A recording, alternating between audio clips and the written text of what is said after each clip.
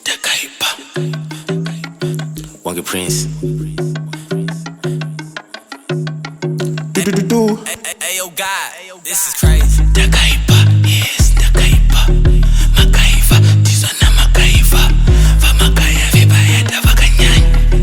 Ndakaipa Yeah, ndinetuma foni yefamily nezvikomba Nyoka mudzi kwate kuzvazhinji makaromba Kubva kare kwangu kuti bobo ndaitotya Bvunza ananhingi hanzi shiri inozongofa iwe Ndakaipa, yes, Ndakaipa Makaiva, tizona makaiva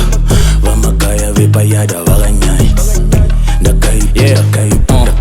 Masamba ndivunduke machelela ane gold Tanga wana whisky usadwa tomwa nezvidoma Ndiana kuda vombu yakutonfonera ya time yangu ndatidzika mai ndine 3 summers ndichipisa mai hip hop kana fash ndine dilema hama yangu Ko baby makadyirwa pane sora tinofuwa ndoridzwa nemawindi nemakozo nembawa mtimo rifile mwari vaneni tambirai kure murowa nemeni pia mumbiya mudzimu neni kana madhako motsarirwa bag mari yerent ndoda kupfuma ndoona zijet kati rebank mari muwale ndotenga kwa jet pinda panet mali ijet kana madhako munoka pabase pinda mureso yeah, ndinetuma foni yefamily nezvikomba nyoka mudzi kwate kuzvazhinji makaromba kubva kare kwangu kuti bobo ndaitotya bvunza ananhingi hanzi shiri inozongofa iwe Ndakaipa, yes, Ndakaipa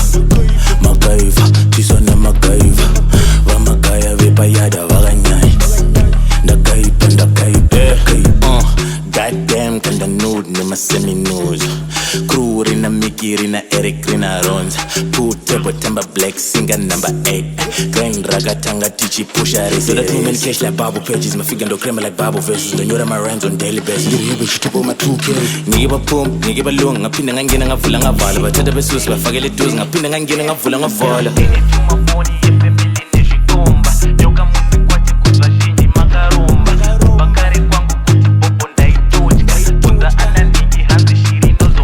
Hello, we're not available now.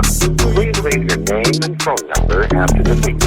We will return your call.